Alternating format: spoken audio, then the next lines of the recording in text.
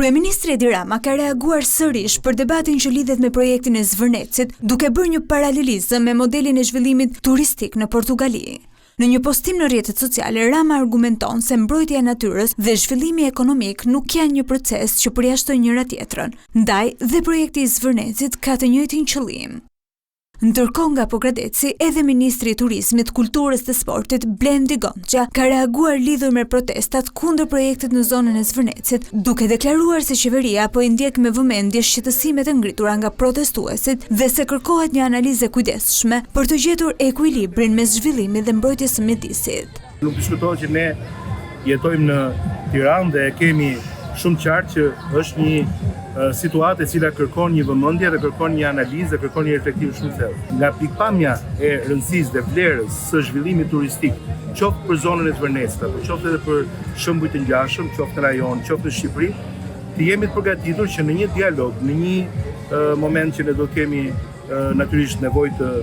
komunikojmë dhe të shkëmbejmë informacion me njëri tjetrin, kuptohet që kjo të jetë në një formë më të organizuar dhe më të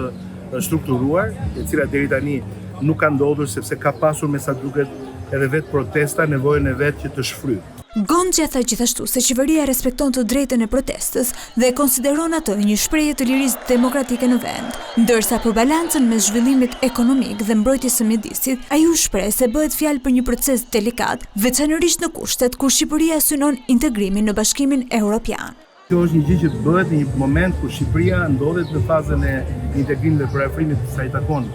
konvergjencës ligjore, por bëhet edhe në një moment që Shqipëria ka nevojë që të hyjë në Bashkimin Evropian me këmbë të veta e fortë, siç ka ligje shumë forta për mjedisin, në shumë prej zonave dhe mos i paku fqinjët tanë ka plot zhvillime, të cilat janë një kombinim në harmoni, s'po them në perfeksion, por në një harmoni jo vetëm ligjore, por në një harmoni që është edhe e lidhur me interesin publik.